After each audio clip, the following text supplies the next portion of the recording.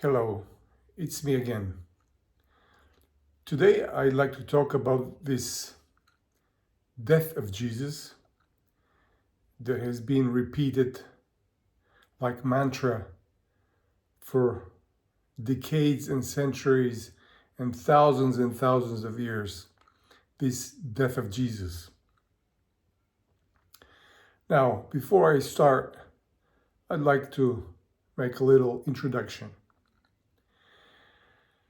There are many monuments around the world. Most of the monuments, I think, and war memorials are to commemorate the death of various soldiers that had died during a war for the freedom of a people or the freedom of many peoples. I think each and every country around the world has its own heroes, war heroes, people known and unknown that have died for the freedom of a country, of a land, of a people. There's also war memorials and monuments to commemorate the deaths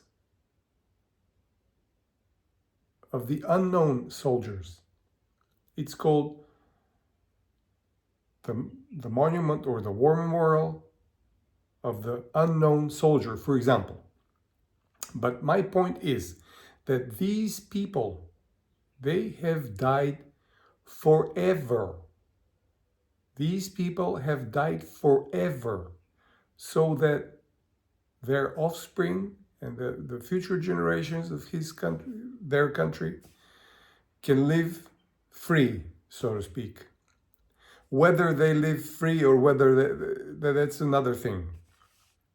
But the point I'm trying to make is that these people are dead forever. They have given their lives on the front line or wherever forever. They're dead in the grave forever. I think even for most of them, the place where they died, their graves are not known.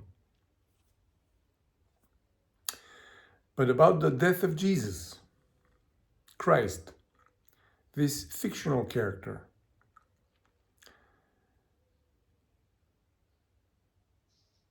well, he died, the Christians say, for you, so that you can live. But then he was resurrected. He actually, according to the scriptures, not that I believe the scriptures, but according to the narrative of the scriptures, he was only a day and a half in the grave. Not even like Jonah. Like Jesus didn't know what he was talking about. And because Jonah was literally 3 days and literally 3 nights in the belly of the fish, according to the narrative. But unlike Jonah, although Jesus says, as it was with Jonah, so it will be with me. I will be 3 days and 3 nights in the grave, in the belly of the earth. He was not 3 days and 3 nights. He was a day and a half. But nevertheless, let's assume for the sake of the argument that he was for 3 days and 3 nights. It doesn't change things. He was then resurrected and exalted. And so, what's the purpose of his death? He didn't die. And even when he came, I don't believe this, but let's go with the narrative. He came to this earth to die for what? For 3 days and 3 nights. He was in the grave 3 days and 3 nights, and he was resurrected and he was exalted. And he sat at the right hand of God, he himself being God. I don't know how he can sit at his right hand, but in any case, he was exalted. And where is Jesus now? He's not on earth. Why? Here there is suffering. Here life is not good. Here, for the most part, life is bad. Here there are sicknesses. Here there are wars. There are many bad things happening. But he is in eternal bliss in heaven.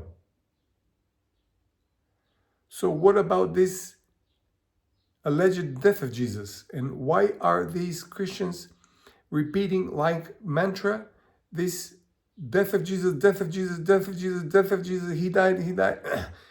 He died, but yes, he was resurrected. No one else has been resurrected. Have you ever thought about it? And again, he was resurrected not to stay and live on this earth forever and ever and suffer, but he was exalted. He got a higher rank. The God of heavens and the earth, not that he was not that before, but he's there where everything allegedly is beyond human imagination. So beautiful, and he's having eternal pleasure there, and we here are suffering on this earth. So much for this death of Jesus.